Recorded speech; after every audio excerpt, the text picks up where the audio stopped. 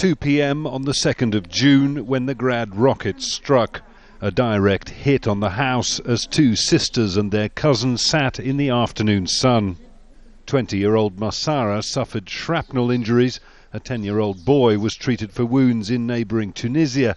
It was a day documented in Massara's diary.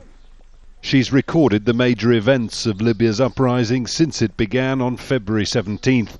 Speeches by Colonel Gaddafi, developments in Benghazi, and the bloody siege of her own town Yifrin by government forces. April 10, 2011, a Sunday, Yifrin was put under siege completely from 3 fronts. It was shelled from every side, from early morning until evening. On Monday 11th, they shelled us by night, so we went to the shelter. During long nights of terrifying rocket attacks, the men would keep watch above ground, while the women and children took shelter in a basement. By the light of an oil lamp, Massara and the girls continued to fill their journals. I wrote the diary because I must record what happened, because one day one may forget and history must not repeat itself. Massara's wounds have healed well. 9-year-old Ayoub's may run deeper. He shows signs of psychological trauma, taking fright at loud noises, of which there have been plenty.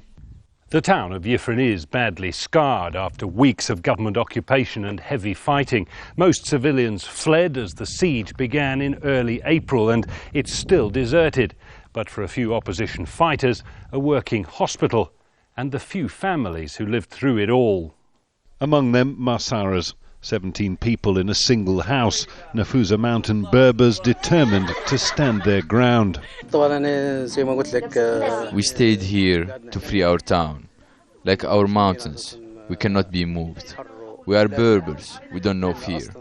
Thursday, June 2nd, 2011, the day of liberation. This is the day we've been waiting for, which cannot be erased from our memory. It was the day opposition forces seized Yifrin back from the government, and the day the Grad rocket hit. Massara's diary describes an ordeal that is not yet over.